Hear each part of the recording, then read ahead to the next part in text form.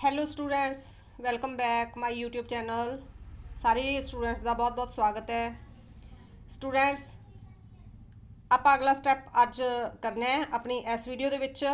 ਪਹਿਲਾਂ ਆਪਾਂ 62 ਕੁਐਸਚਨਸ ਦੇ ਤੱਕ 62 ਕੁਐਸਚਨ ਕਰ ਚੁੱਕੇ ਹਾਂ। ਸਾਇੰਸ ਵਿਸ਼ਾ ਹੈ, 20 ਨੰਬਰ ਤੁਸੀਂ ਲੈਣੇ ਆ ਇਹਦੇ ਵਿੱਚੋਂ ਤੇ ਆਪਣਾ ਸਬਜੈਕਟ ਹੈ ਜਿਹੜਾ ਕਲੀਅਰ ਕਰਨਾ ਹੈ ਸਟੂਡੈਂਟਸ। ਤੇ ਅੱਜ ਦਾ ਆਪਣਾ ਕੁਐਸਚਨ ਹੈ, ਪਹਿਲਾ ਕੁਐਸਚਨ ਹੈ ਸਟੂਡੈਂਟਸ, ਭਾਰਤ ਵਿੱਚ ਕਿਹੜਾ ਐਕਟ ਜੰਮੂ ਅਤੇ ਕਸ਼ਮੀਰ ਵਿੱਚ ਲਾਗੂ ਨਹੀਂ ਹੁੰਦਾ? ਭਾਰਤ ਵਿੱਚ ਕਿਹੜਾ ਐਕਟ ਹੈ ਜਿਹੜਾ ਜੰਮੂ ਤੇ ਕਸ਼ਮੀਰ ਵਿੱਚ ਲਾਗੂ ਨਹੀਂ ਹੁੰਦਾ ਸਟੂਡੈਂਟਸ? ਤੇ ਆਪਣੇ ਕੋਲੇ ਆਪਣਾ ਰਾਈਟ ਆਪਸ਼ਨ ਹੈ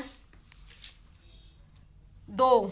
ਭਾਰਤ ਵਿੱਚ ਕਿਹੜਾ ਐਕਟ ਹੈ ਜਿਹੜਾ ਜੰਮੂ ਤੇ ਕਸ਼ਮੀਰ ਵਿੱਚ ਲਾਗੂ ਨਹੀਂ ਹੁੰਦਾ? ਤੇ ਆਪਣਾ ਇੱਥੇ ਰਾਈਟ ਆਪਸ਼ਨ ਹੈ 2। ਦੂਸਰਾ ਜਿਹੜਾ ਰਾਈਟ ਆਪਸ਼ਨ ਹੈ 1 ਐਕਟ। 1 ਐਕਟ ਹੈ ਜਿਹੜਾ ਜੰਮੂ ਤੇ ਕਸ਼ਮੀਰ ਦੇ ਵਿੱਚ ਲਾਗੂ ਨਹੀਂ ਹੁੰਦਾ। ਤੇ ਚਲੋ ਅਗਲਾ ਕੁਐਸਚਨ ਦੇਖ ਲੈਂਦੇ ਹਾਂ। ਕੀੜੇ ਮਕੌੜੇ ਐਕਟ ਲਾਗੂ ਕੀਤਾ ਗਿਆ 1968 ਦੇ ਵਿੱਚ। ਕੀੜੇ ਮਕੌੜੇ ਐਕਟ ਲਾਗੂ ਕੀਤਾ ਗਿਆ ਸਟੂਡੈਂਟਸ। ਕੀੜੇ ਮਕੌੜੇ ਐਕਟ ਕਦੋਂ ਲਾਗੂ ਕੀਤਾ ਗਿਆ? 1968 ਦੇ ਵਿੱਚ ਕੀੜੇ ਮਕੌੜੇ ਐਕਟ ਲਾਗੂ ਕੀਤਾ ਗਿਆ।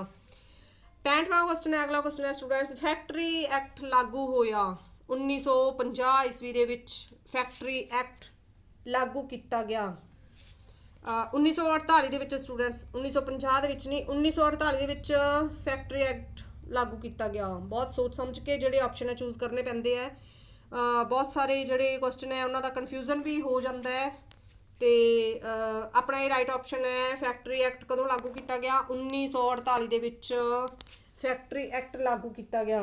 ਤੁਸੀਂ ਵੀ ਥੋੜਾ ਜਿਹਾ ਦੇਖ ਲਿਆ ਕਰੋ, ਜੇ ਤੁਹਾਨੂੰ ਇਹ ਕੁਐਸਚਨ ਮਿਲਦੇ ਹੈ ਵੀ ਆਪਣੇ ਆਨਸਰ ਸਹੀ ਜਾਂਦੇ ਹੈ। ਵੈਸੇ ਤਾਂ ਮੈਂ ਤਾਂ ਜਿੰਨਾ ਵੀ ਮਟੀਰੀਅਲ ਹੈ ਹੋ ਜਾਂਦਾ ਹੈ, ਕਦੀ ਕਦੀ ਗਲਤੀ ਹੋ ਜਾਂਦੀ ਹੈ, ਇੱਕ ਅੱਧਾ ਕੁਐਸਚਨ ਗਲਤ ਹੋ ਜਾਂਦਾ ਹੈ, ਬਟ ਇਹ ਨਹੀਂ ਹੋ ਸਕਦਾ ਕਿ ਆਪਣੇ ਸਾਰੇ ਕੁਐਸਚਨ ਗਲਤ ਹੈ। ਨਹੀਂ, ਆਪਣੇ ਗਲਤ ਨਹੀਂ ਹੈਗੇ ਸਟੂਡੈਂਟਸ ਕੁਐਸਚਨ। ਇਹ ਇੰਪੋਰਟੈਂਟ ਬੁੱਕ ਹੈ ਜਿਹੜੀ ਆਪਣੇ ਆਲ ਇੰਡੀਆ ਦੇ ਵਿੱਚ ਪੜ੍ਹੀ ਜਾਂਦੀ ਹੈ। ਟੈਟ ਦਾ ਟੈਸਟ ਹੁੰਦਾ ਤਾਂ ਵੀ, ਤੇ ਜੇ ਕੋਈ ਮਾਸਟਰ ਕੇਡਰ ਦਾ ਟੈਸਟ ਹੁੰਦਾ ਤਾਂ ਵੀ ਇਹ ਜਿਹੜੇ ਵਿਸ਼ੇ ਹੈ ਇਹ ਸਪੈਸ਼ਲ ਬੁੱਕ ਪੜ੍ਹੀ ਜਾਂਦੀ ਹੈ। ਉਹਦੇ ਵਿੱਚੋਂ ਮੈਂ ਤੁਹਾਨੂੰ ਕੁਐਸਚਨਸ ਤੁਹਾਡੇ ਲੈ ਕੇ ਆਉਣੀ ਆ।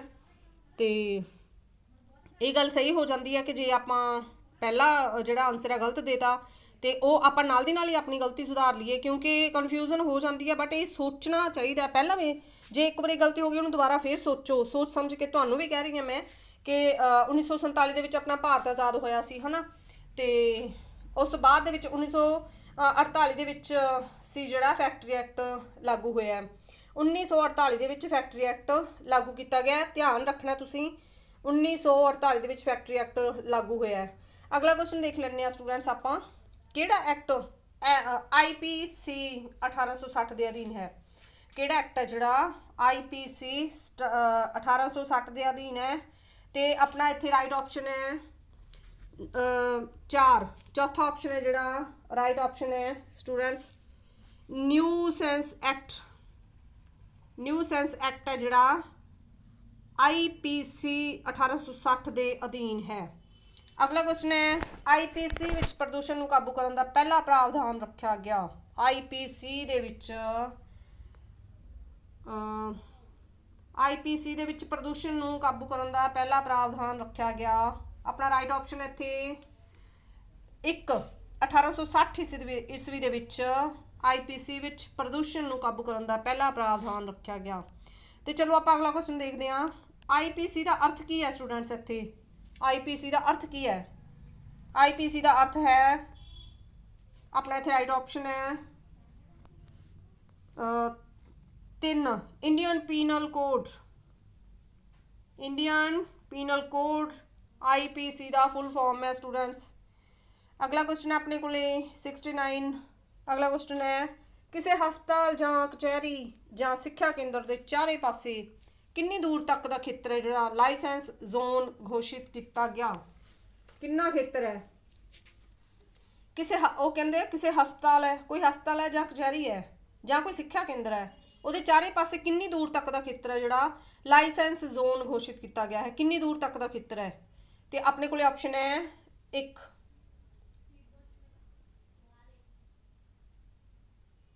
ਪਹਿਲਾ ਆਪਸ਼ਨ ਹੈ ਜਿਹੜਾ ਰਾਈਟ ਆਪਸ਼ਨ ਹੈ ਸਟੂਡੈਂਟਸ 100 ਮੀਟਰ। 100 ਮੀਟਰ ਤੱਕ ਦਾ ਜਿਹੜਾ ਖੇਤਰ ਹੈ ਉਹ ਸਾਇਲੈਂਸ ਜ਼ੋਨ ਘੋਸ਼ਿਤ ਕੀਤਾ ਗਿਆ।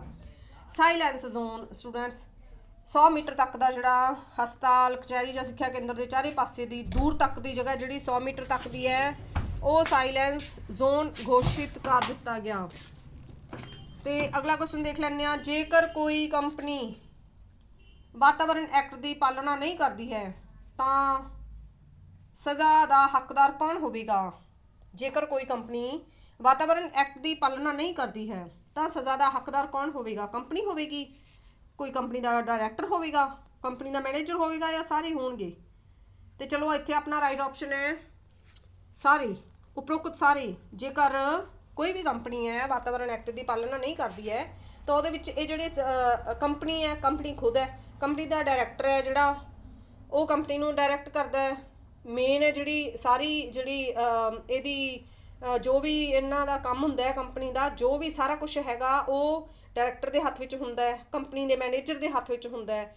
ਤੇ ਇਹ ਸਾਰੇ ਜਿਹੜੇ ਜ਼ਿੰਮੇਦਾਰ ਹੁੰਦੇ ਹੈ। ਤੇ ਆਪਣਾ ਇੱਥੇ ਰਾਈਟ ਆਪਸ਼ਨ ਹੈ ਉਪਰੋਕਤ ਸਾਰੇ। ਉਪਰੋਕਤ ਸਾਰੇ ਜ਼ਿੰਮੇਵਾਰ ਹੋਣਗੇ ਜੇ ਕੋਈ ਵਾਤਾਵਰਣ ਐਕਟ ਦਾ ਪਾਲਣ ਨਹੀਂ ਕਰਦਾ ਹੈ ਕੰਪਨੀ। ਜੇਕਰ ਕੋਈ ਕੰਪਨੀ ਵਾਤਾਵਰਣ ਐਕਟ ਦੀ ਪਾਲਣਾ ਨਹੀਂ ਕਰਦੀ ਹੈ ਤਾਂ ਇਹ ਸਾਰੇ ਜ਼ਿੰਮੇਵਾਰ ਹੋਣਗੇ, ਕੰਪਨੀ, ਕੰਪਨੀ ਦਾ ਡਾਇਰੈਕਟਰ ਤੇ ਕੰਪਨੀ ਦਾ ਮੈਨੇਜਰ। ਤੇ ਚਲੋ ਸਟੂਡੈਂਟਸ ਅਗਲਾ ਕੁਐਸਚਨ ਹੈ ਆਪਣਾ, ਭਾਰਤ ਦਾ ਪਹਿਲਾ ਰਾਸ਼ਟਰੀ ਪਾਰਕ ਕਿਹੜਾ? ਭਾਰਤ ਦਾ ਪਹਿਲਾ ਰਾਸ਼ਟਰੀ ਪਾਰਕ ਕਿਹੜਾ ਸਟੂਡੈਂਟਸ? ਕॉर्बेट ਪਾਰਕ ਭਾਰਤ ਦਾ ਰਾਸ਼ਟਰੀ ਪਾਰਕ ਹੈ। कॉर्बेट ਪਾਰਕ ਭਾਰਤ ਦਾ ਰਾਸ਼ਟਰੀ ਪਾਰਕ ਹੈ। याद रखना स्टूडेंट्स, कॉर्बेट पार्क भारत का राष्ट्रीय पार्क है। अगला क्वेश्चन है, हरी के पत्तन किहड़ियां दो नदियां दे विचकार स्थित है? हरी के पत्तन है किहड़ियां दो नदियां दे विचाले है? गंगा ते यमुना, कोसी ते गंगा, गोमती ते गंगा, जां सतलुज अते ब्यास? ते अपना राइट ऑप्शन है सतलुज अते ब्यास। हरी के पत्तन सतलुज अते ब्यास नदियां दे विचाले स्थित है। कॉमन जे क्वेश्चन है स्टूडेंट्स, बहुत बारी आ जाते हैं, आए भी है, इंपॉर्टेंट क्वेश्चन है। तो तुसीं इत्थे उलझना नहीं, सतलुज ते ब्यास, सतलुज ते ब्यास है ਜਿਹੜੀਆਂ ਨਦੀਆਂ, ਇਹ ਹਰੀ ਕੇ ਪੱਤਨ ਜਿਹੜਾ ਹਰੀ ਕੇ ਪੱਤਨ ਹੈ ਇਹ ਇਹਨਾਂ ਨਦੀਆਂ ਦੇ ਉੱਤੇ ਸਥਿਤ ਹੈ, ਵਿਚਕਾਰ ਹੈ ਜਿਹੜਾ, ਇੱਕ ਪਾਸੇ ਸਤਲੁਜ ਹੈ ਤੇ ਦੂਸਰੇ ਪਾਸੇ ਬਿਆਸ ਹੈ। ਤੇ ਤੁਹਾਨੂੰ ਇਹ ਕੁਐਸਚਨ ਵੀ ਆ ਸਕਦਾ ਹੈ ਕਿ ਹਰੀ ਕੇ ਪੱਤਨ ਦੀਆਂ ਦੋ ਨਦੀਆਂ ਜਿਹੜੀਆਂ ਉਹਨਾਂ ਦੇ ਨਾਂ ਦੱਸੋ, ਤੇ ਇਹ ਵੀ ਸਤਲੁਜ ਤੇ ਬਿਆਸ ਹੈ ਸਟੂਡੈਂਟਸ। ਤੇ ਇਹਨਾਂ ਦੇ ਵਿਚਾਲੇ ਹੈ ਹਰੀ ਕੇ ਪੱਤਨ ਦੇ ਵਿਚਾਲੇ, ਜਾਂ ਫਿਰ ਸਤਲੁਜ ਅਤੇ ਬਿਆਸ ਦੇ ਵਿਚਾਲੇ ਕਿਹੜੀਆਂ ਨਹਿਰਾਂ ਸਥਿਤ ਹਨ? ਸਤਲੁਜ ਅਤੇ ਬਿਆਸ ਦੇ ਵਿਚਾਲੇ ਕਿਹੜੀਆਂ ਨਹਿਰਾਂ ਸਥਿਤ ਹੈ? ਹਰੀ ਕੇ ਪੱਤਨ ਦੀਆਂ ਨਹਿਰਾਂ। ਇਹ ਵੀ ਕੁਐਸਚਨ ਤੁਹਾਨੂੰ ਆ ਸਕਦਾ ਹੈ ਤੇ ਤੁਸੀਂ ਧਿਆਨ ਰੱਖਣਾ ਹੈ। ਸਤਲੁਜ ਅਤੇ ਬਿਆਸ ਹੈ ਜਿਹੜੀਆਂ ਕਿਹੜੀਆਂ ਦੋ ਨਦੀਆਂ ਦੇ ਵਿਚਕਾਰ ਸਥਿਤ ਹੈ? ਆਪਣਾ ਹੈਗਾ ਸਤਲੁਜ ਅਤੇ ਬਿਆਸ, ਹਰੀ ਕੇ ਪੱਤਨ। हरी के पत्तन है सतलुज और ब्यास के विचाले स्थित है। तो चलो आप अगला क्वेश्चन देख लैंदे आ, इंदिरा गांधी वातावरण पुरस्कार दिता गया। इंदिरा गांधी वातावरण पुरस्कार दिता गया 1987 विच, 1984 विच, 1980 विच, या फिर 1978 ईस्वी विच? की ऑप्शन आएगा स्टूडेंट्स?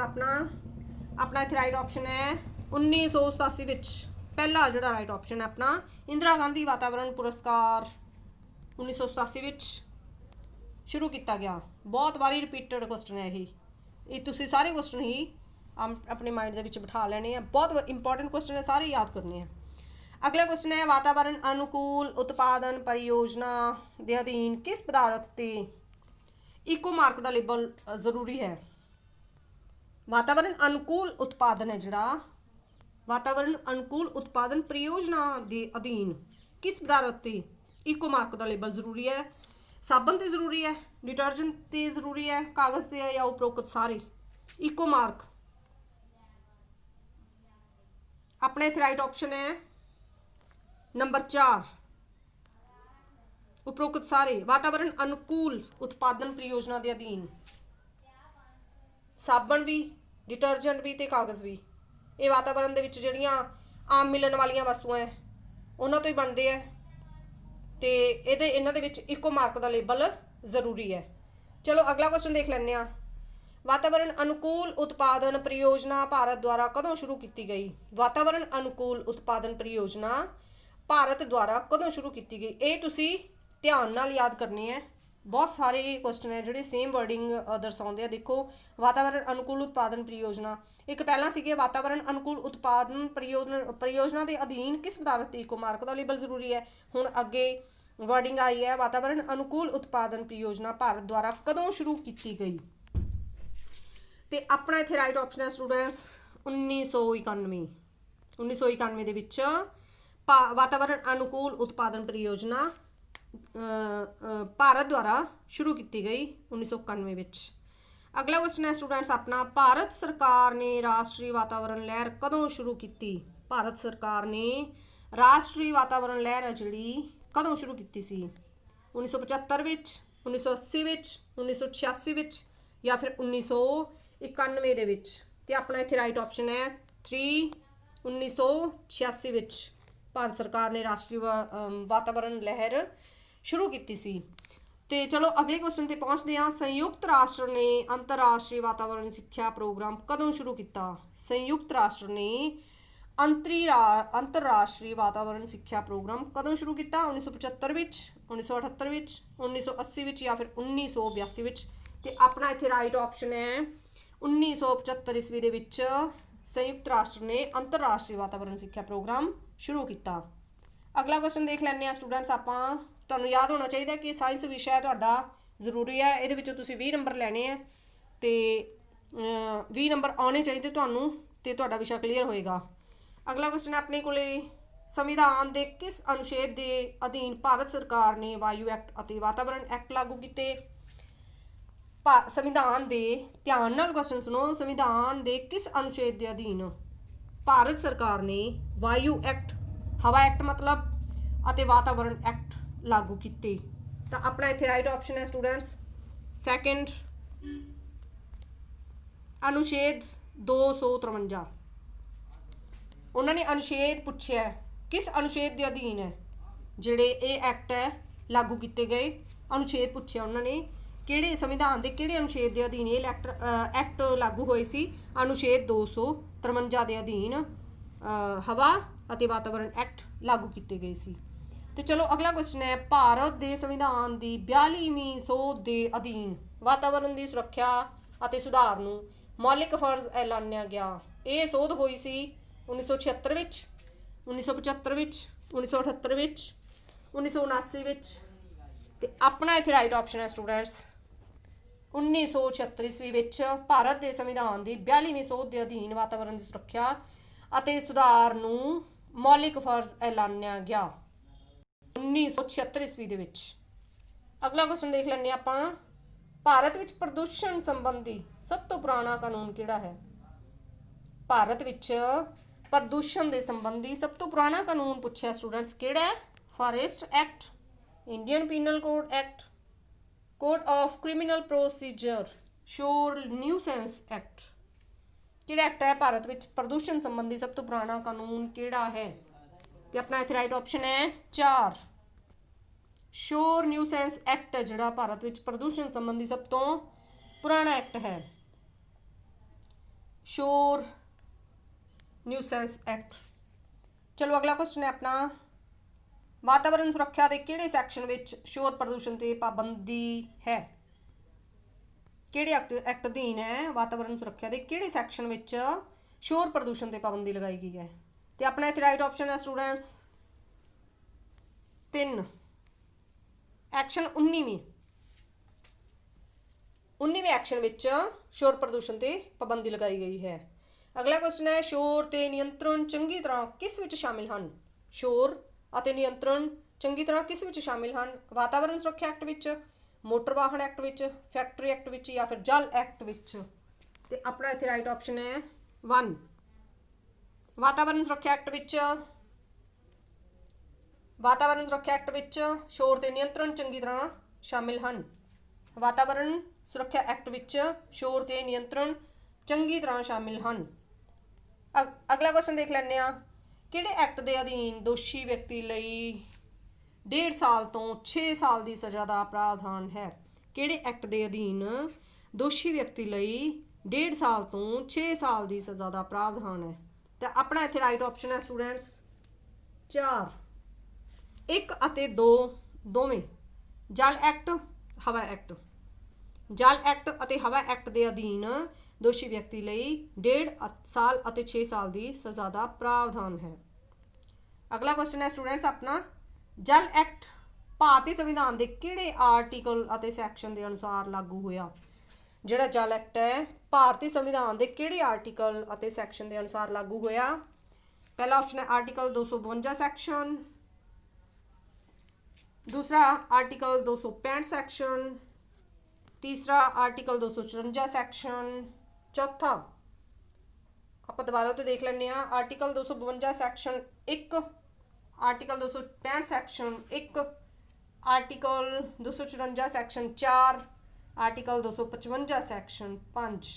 तो अपना इतने राइट ऑप्शन है स्टूडेंट्स 1 आर्टिकल 252 सैक्शन। जल एक्ट भारत संविधान दे आर्टिकल 252 सैक्शन दे अनुसार लागू होया। तो चलो स्टूडेंट्स अपना एक क्वेश्चन रह गया, एक क्वेश्चन हो रहा है, फिर बाकी दी आपां अगली वीडियो विच करांगे। पंजाब विच सब तो पुराना पावर हाउस किहड़ा है? Important question. पंजाब विच सब तो पुराना पावर हाउस किहड़ा है? Shanan project power, Bhakra Nangal project power, Beas project power, Bathinda thermal plant project power. तो अपना इत्थे राइट ऑप्शन है 1 छानन प्रोजैक्ट पावर हाउस। पंजाब में सब तो पुराना पावर हाउस है छानन प्रोजैक्ट पावर हाउस। तो स्टूडेंट्स ये सी अपने अज की वीडियो के क्वेश्चनस साइंस विषय के, ये 20 नंबर पक्के करने अपने। तो बहुत इंपॉर्टेंट क्वेश्चन है सारे, तो मैं पहला भी दस चुकी हाँ कि इस स्पैशल बुक के विचों जिहड़ा साइंस विषय मैं लिया इंपॉर्टेंट क्वेश्चन है स्टूडेंट्स। एवें फालतू के क्वेश्चन करन दी तां आपां नूं कोई लोड़ भी नहीं हैगी, मत्था मारन दी बहुत मेहनत लगती है इन्हां ते भी, वीडियो बनाउण ते भी बहुत मेहनत लगती है स्टूडेंट्स। तो इंपॉर्टेंसी है जिहड़ी उही अपने काम आउंदी है, इंपॉर्टेंसी ही अपने लिए मेन है। तो तुसीं अपनी तैयारी करो स्टूडेंट्स। एक बार फिर जे तुहानूं किसी नूं लोड़ है PDFs की तो तुसी मैनू मेरे कमेंट बॉक्स विच जाके कमेंट कर सकते हो। तो चलो मैनू दिओ आग्या, अपने अपने जिहड़े क्वेश्चनस है तैयारी करो, इन्हां दी PDF चाहिए तो कमेंट बॉक्स विच कमेंट करो। मैनू दिओ आग्या। Thank you.